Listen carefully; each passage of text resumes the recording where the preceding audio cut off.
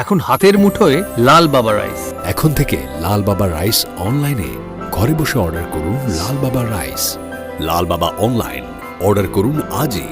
লাল বাবা রাইস, স্বাদ ও স্বাস্থ্য একসাথে পাবেন শুধুমাত্র লাল বাবাতে। স্বপ্নের কেরিয়ার গড়তে চান? আসুন যোগ দিন MCRS নলেজ ক্যাম্পাসে।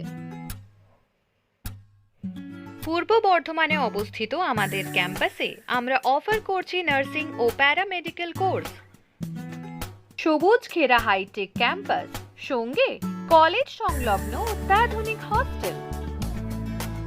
এখানে অভিজ্ঞ শিক্ষক ও শিক্ষিকারা আপনাকে আধুনিক চিকিৎসা পদ্ধতি ও প্রযুক্তির মাধ্যমে প্রশিক্ষণ দিচ্ছেন।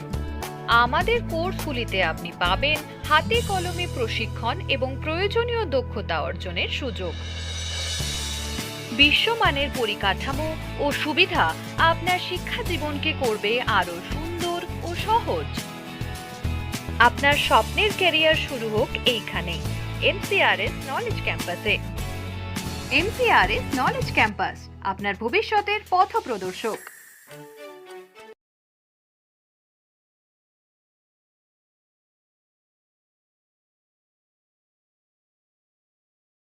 সুধী দর্শকবৃন্দ, আমার সাহিত্যমোদী দর্শকবৃন্দ, মুক্ত বাংলার ডিজিটাল প্ল্যাটফর্ম মুক্ত আবহ আবহমান কাল ধরে সুস্থ সাহিত্য প্রসারের যে কাজটি করে আসছে তারই নমুনা স্বরূপ আজকে আবার একটি সাহিত্য মুখর সন্ধ্যা আপনাদের কাছে পেশ হতে চলেছে।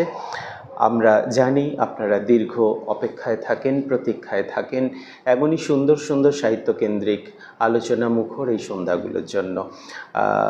অধীর আগ্রহে আপনারা অপেক্ষা করছেন আজকের সাহিত্য বন্ধু তার সাথে পরিচয়টা ছেড়ে নেওয়ার জন্য। আমরা সেটা এখান থেকে বুঝতে পারছি।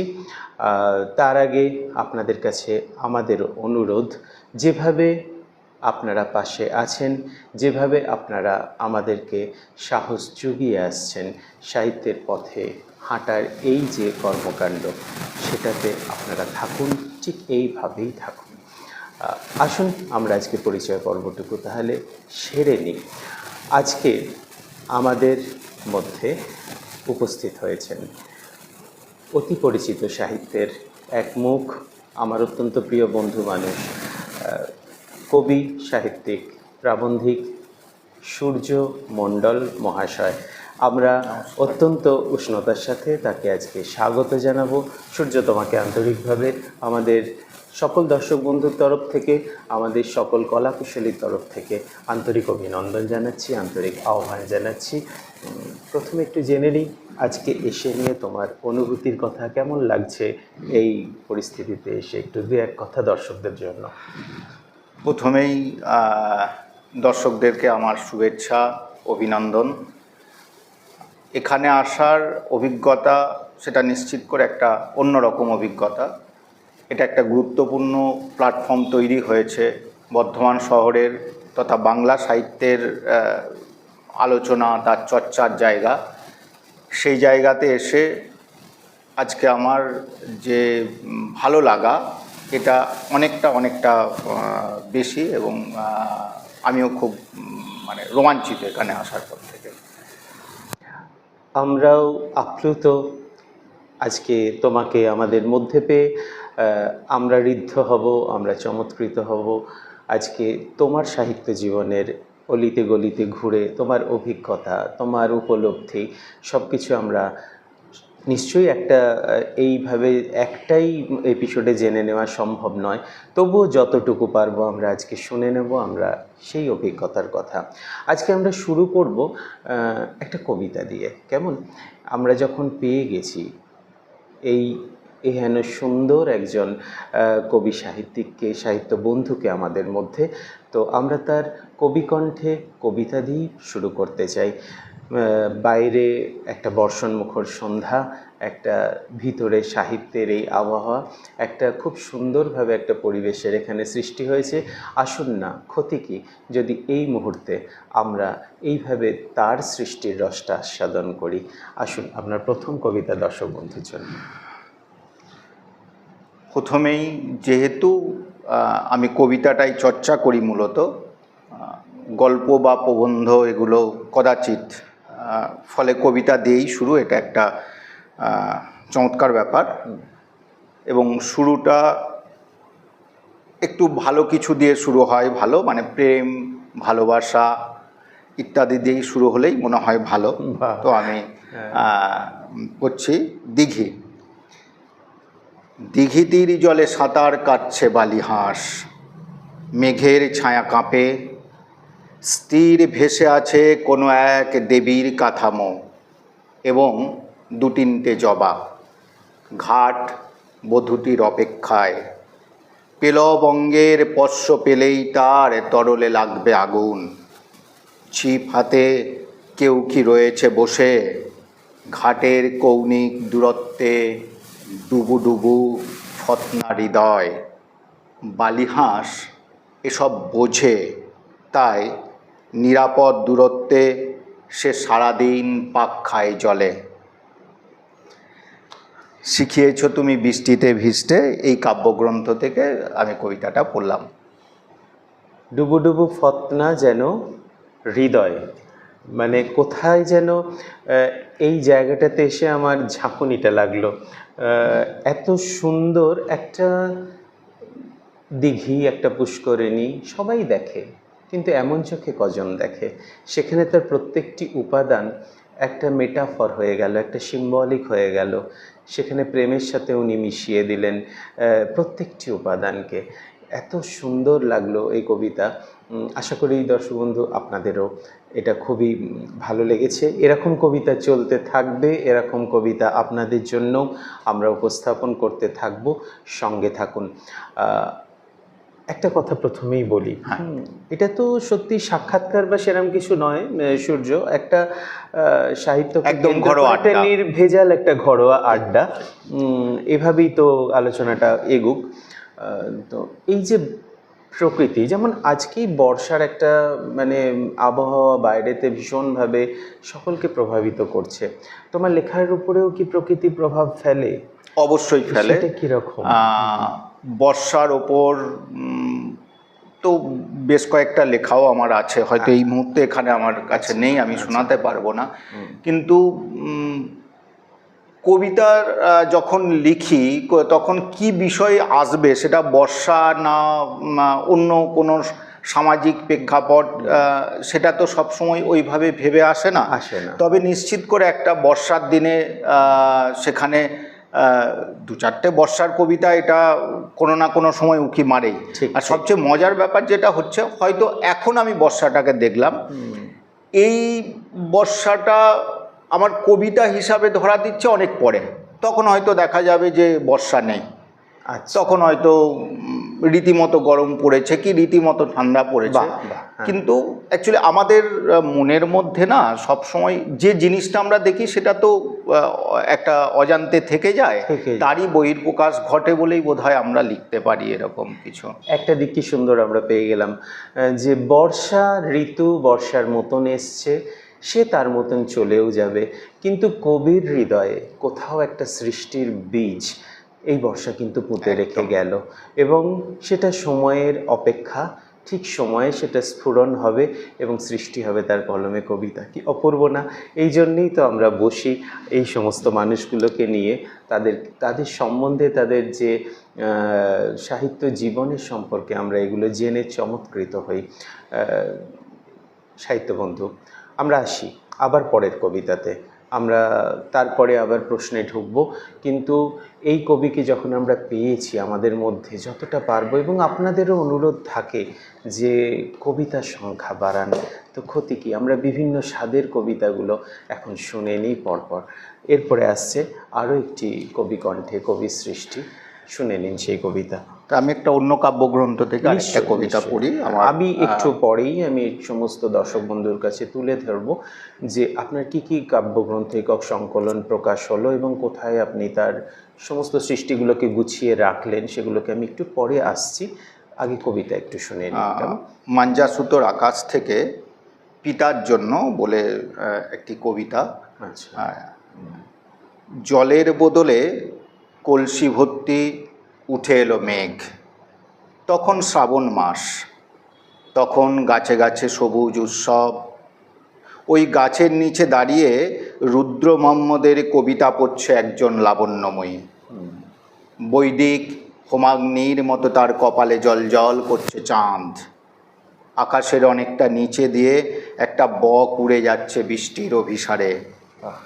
আমি কলসি ভর্তি মেঘ নিয়ে হেঁটে যাচ্ছি চিতার দিকে। সেখানে আমার তৃষ্ণার্ত পিতা এক ফোঁটা বৃষ্টির জন্য বসে আছেন হাপিত্তেশ করে। জীবনের শেষটাকে এমন করে কে দেখেছে? সত্যিই তাই।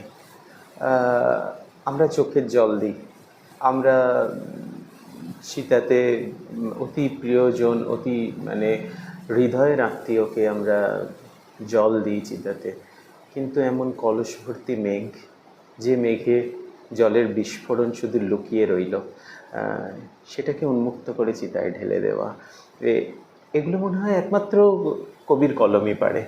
আমার যেটা মনে হয় এই একমাত্র কবির কলমই সম্ভব, এছাড়া কিন্তু সম্ভব নয়। আমি কি বলে তোমাকে কুর্নিশ জানাবো সূর্য? আমি নিজেই ভাষাহীন হয়ে যাচ্ছি। তোমার এত সুন্দর সুন্দর সৃষ্টি, মানে সত্যি। একটু প্রথম জীবনে যাই। অবশ্যই।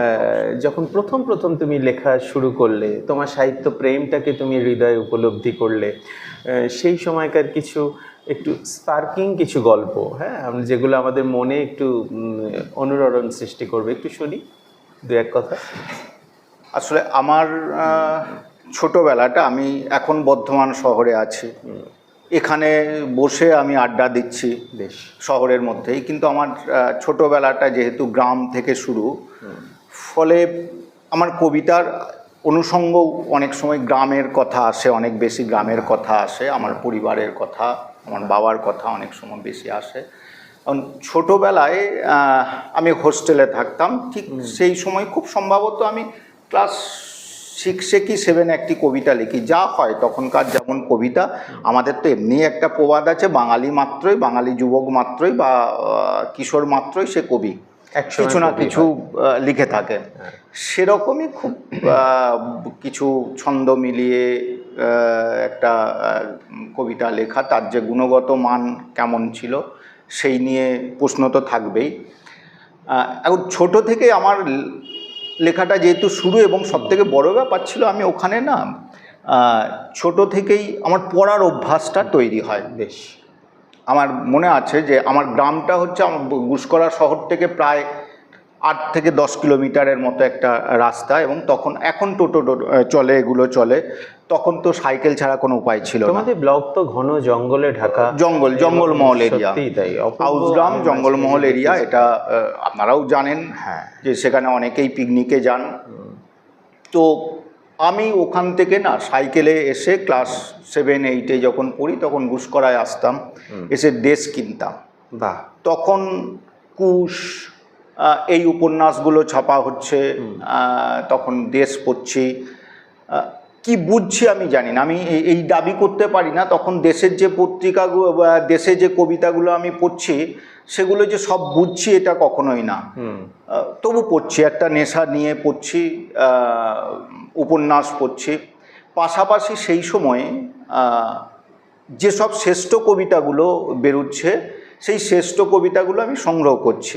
এখন আমি উল্টাতে গিয়ে দেখি তাদের দাম কাউরির 20 টাকা, কাউরির 25 টাকা। তখনকার সেই বইগুলো এখনো সংগ্রহে আছে, এবং এখন যদি ওই বইটা কিনতে হয় তাহলে মোটামুটি 300 থেকে 350 টাকা এটা। তো এটা নিয়ে একটা মজার গল্প আছে। আমি এত বই কিনতাম কি করে? আমার বাবা তো মূলত চাষবাস করতেন, আমি কৃষক পরিবারের সন্তান, কিছুটা রাজনীতির সঙ্গে, বামপন্থী রাজনীতির সঙ্গে বাবা যুক্ত ছিলেন। তো আমি বইগুলো কিনতাম। অদ্ভুত একটা বাজে স্বভাব ছিল, বাজে না ভালো সে আমি জানি না, তবে বোধহয় বাজেই। বাবার খুব পকেট মারতাম, বুঝছেন? বাবার পকেট মেরে আমি বইপত্র কিনতাম, এবং গান শোনা, বইপত্র কেনা, এসব কিনতাম। তো একটা আলমারি ভর্তি হয়ে গেছিলো। বাবা তো জানে, বাবা দেখছে যে ছেলে কোথায় টাকা পাবে, বাবা কোথাও একটা তো পাচ্ছে, এবং সেটা আমার কাছ থেকেই যাচ্ছে। তো এখন মজার ঘটনা যেটা ঘটে যে মুশি সাহেব বলে যিনি ছিলেন, একসময় মুখ্য সচেতক ছিলেন, উনি বাড়িতে এসেছেন, এসে বাবাকে বলেন ছেলে কি করছে। একটা লাইন আমি এখানে ইনক্লুড করি, আমার খুব মানে আমি লোভটা সামলাতে পারছি না। বলুন বলুন। এই মানে তোমার পকেট মারার বিষয়টা, হ্যাঁ, এটা আমি একটা গদ্যে লিখেওছি, আমার একটি খুব ছোট গদ্যের বই। দস্যু রত্নাকর যদি রত্নাকর না হতেন আর কি, একসময় মনে হয় বাল্মীকি হতেন না। ঠিক না, যাই হোক, এটা মানে কোথাও একটা যেন একটা রিজেম্বল করছে, আমি বেশ মজা পেলাম ব্যাপারটাতে। মজাটা হচ্ছে তো মুশি সাহেব এসে বা আমি ওপরে বসে গান শুনছি, আমার মনে আছে আমি কোনো একটা গান টান শুনছি। তো যে ছেলে কি করছে, ছেলে ওই ওপরে বসে গান শোনে, ওখানেই থাকে।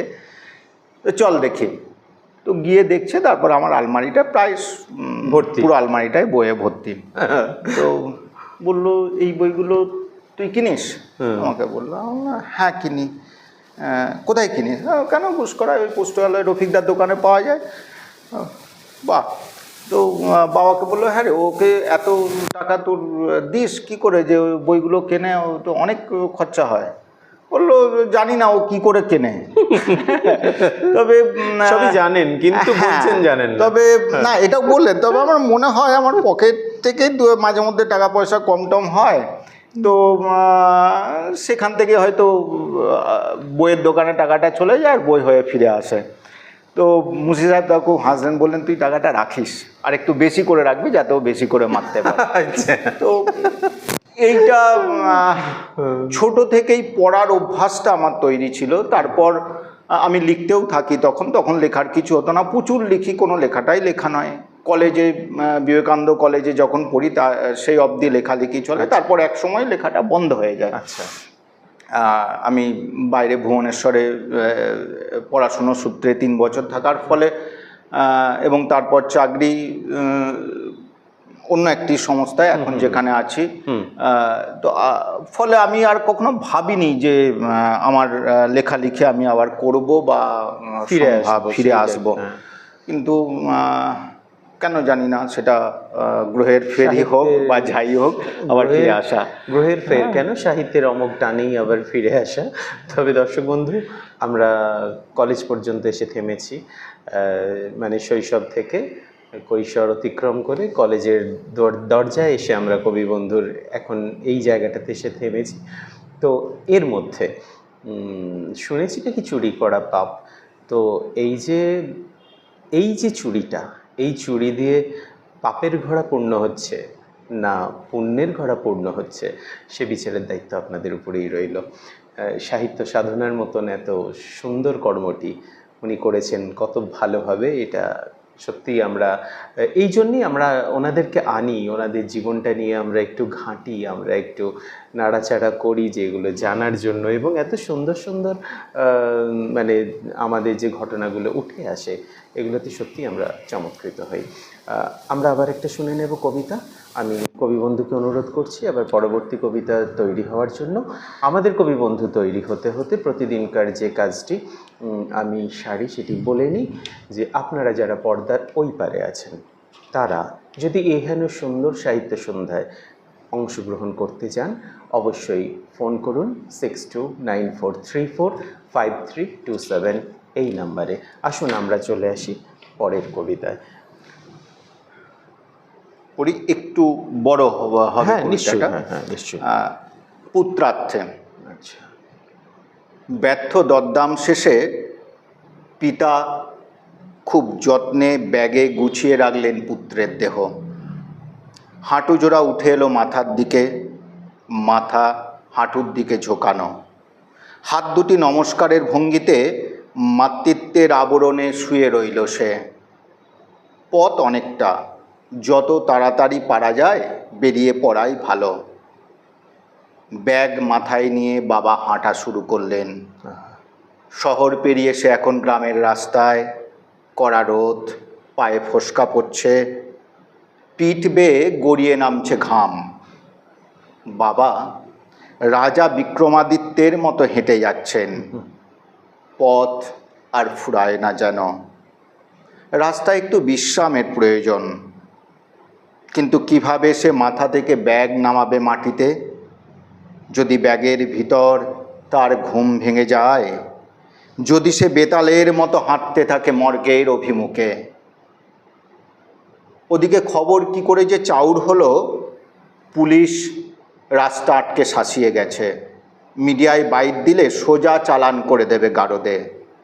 মা সকালের শোক কাটিয়ে উঠেছে অনেকটা, ধার করে মুদির দোকান থেকে কিনে রেখেছে নীল কেরোসিন, পাড়া প্রতিবেশীদের কাছ থেকে চেয়ে চিনতে জোগাড় করেছে কাঠ।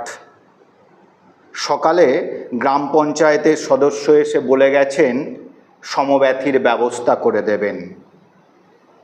ওই তো গাছপাল্লার ফাঁকে জল রঙে আঁকা শ্মশান, আকাশে সন্ধ্যার চাঁদ।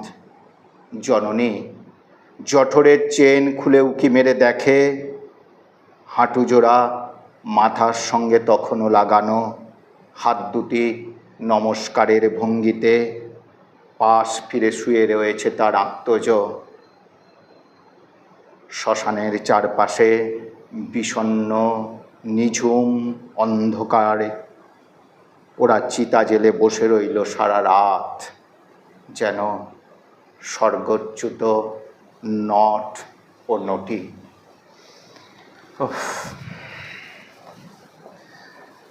সব কিছুই দরকার।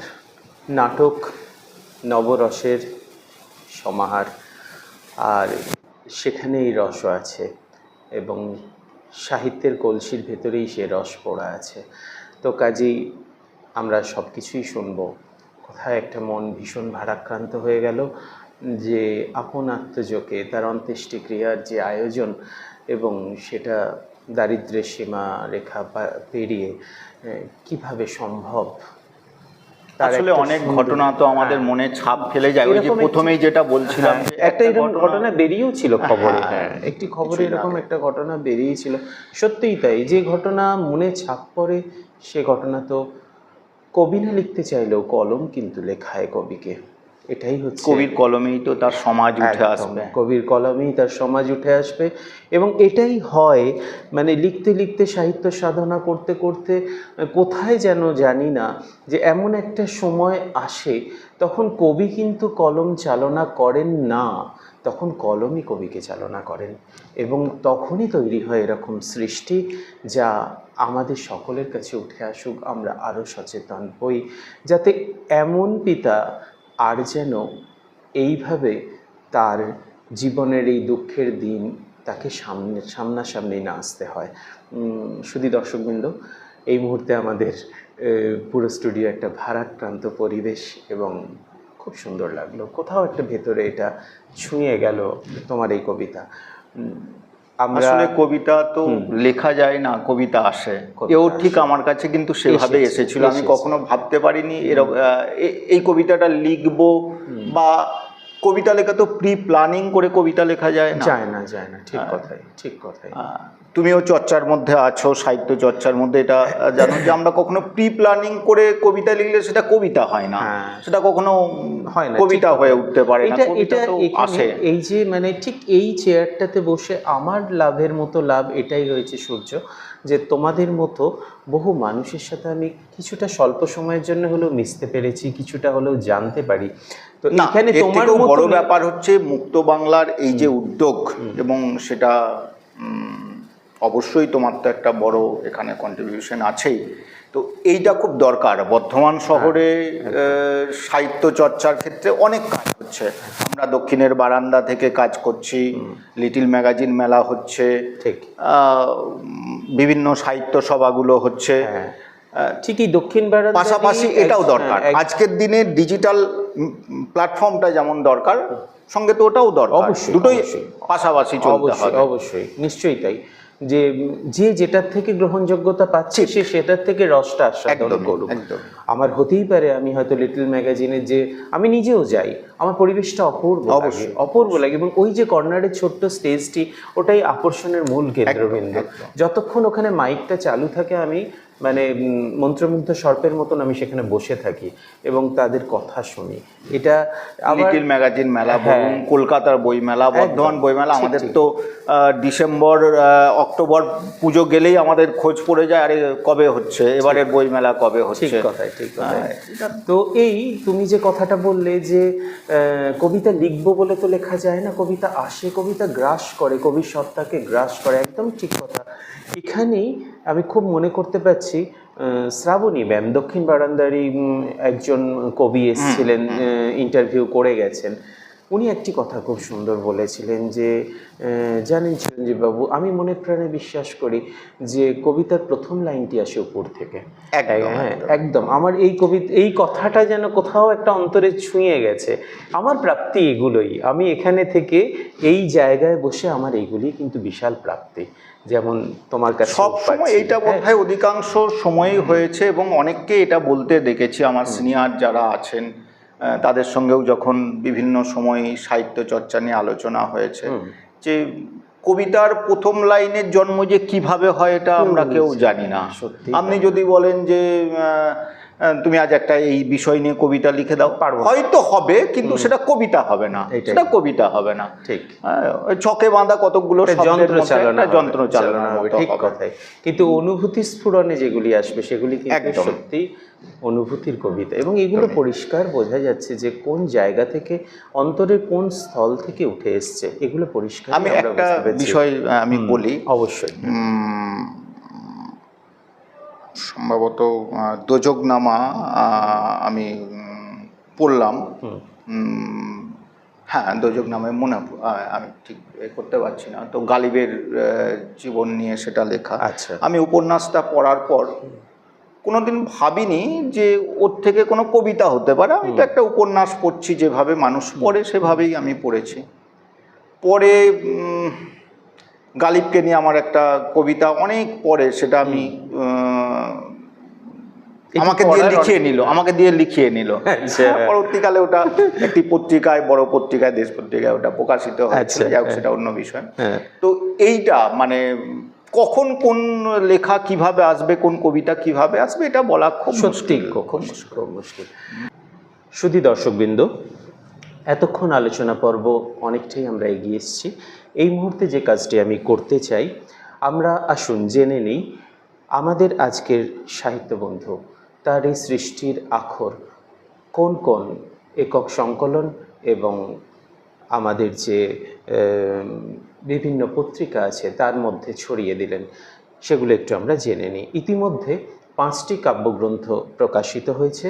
তার মধ্যে জ্বর 101, ভয়, ভূত এবং কৃষ্ণ, ঘোড়ার চাল আড়াই ঘর, মাঞ্জা সুতোর আকাশ, শিখিয়েছ তুমি বৃষ্টিতে ভিজতে।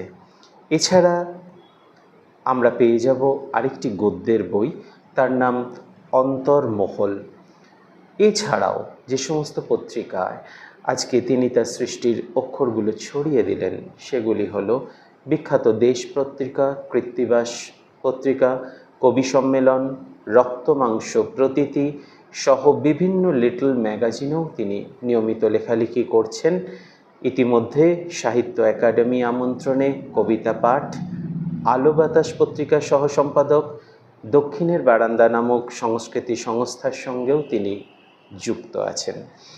এহেন কবিকে আজকে আমাদের মধ্যে পেয়ে আমরা সত্যি আপ্লুত, আমরা ধন্য। সূর্য, আস্তে আস্তে তো আমরা অনেকটা কিছু জানলাম, অনেকটা সময় আমরা এগিয়ে এলাম, আমরা শেষ পর্যায়ে প্রায় চলে এসেছি।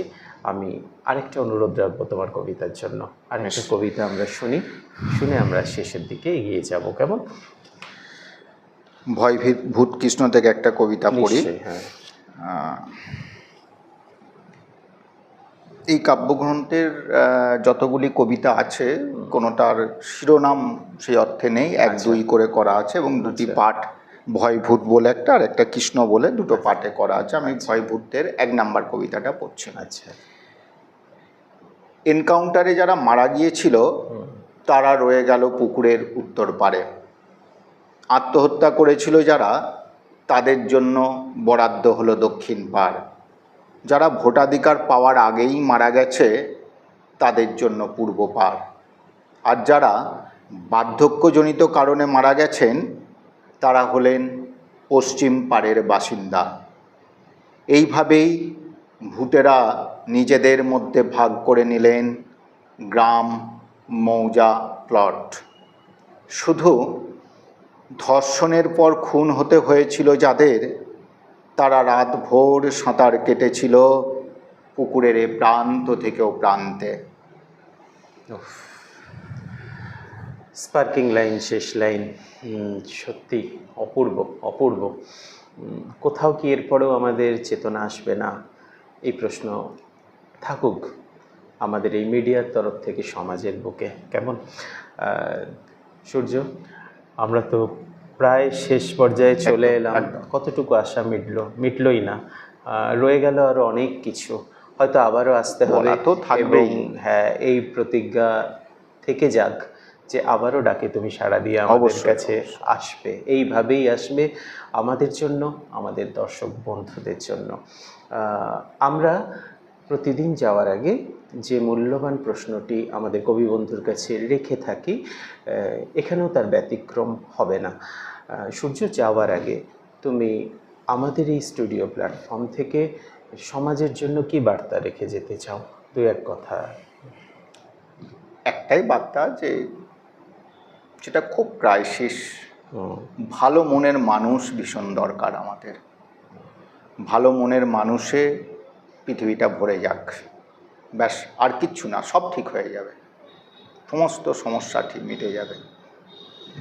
ভালো মনের মানুষ ভরিয়ে দিক আমাদের সমাজ, মনের জমিতে আবাদ হোক সোনা, তাহলেই আমাদের সমাজ নিষ্কলঙ্ক হবে, আমাদের সমাজ দুরন্ত গতিতে এগোবে।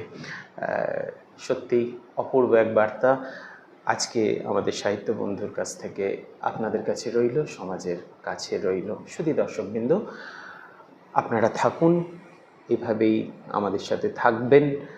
আবারও পরবর্তী পর্যায়ে নিশ্চয়ই এমনই সুন্দর এপিসোড আপনাদের জন্য উপহারের চেষ্টায় আমরা রয়েছি। মুক্ত বাংলার ডিজিটাল প্ল্যাটফর্ম মুক্ত আবহ। যাওয়ার আগে প্রতিদিনের মতন আসুন আমাদের সাহিত্য বন্ধুর দীর্ঘ সুস্থ সাহিত্য জীবনের কামনা নিয়ে আন্তরিক উষ্ণতা, শুভেচ্ছা এবং শ্রদ্ধা জ্ঞাপন করে আজকে শেষ করি আমাদের অনুষ্ঠান। ভালো থাকবেন, খুব ভালো থাকবেন। শুভরাত্রি। শুভরাত্রি।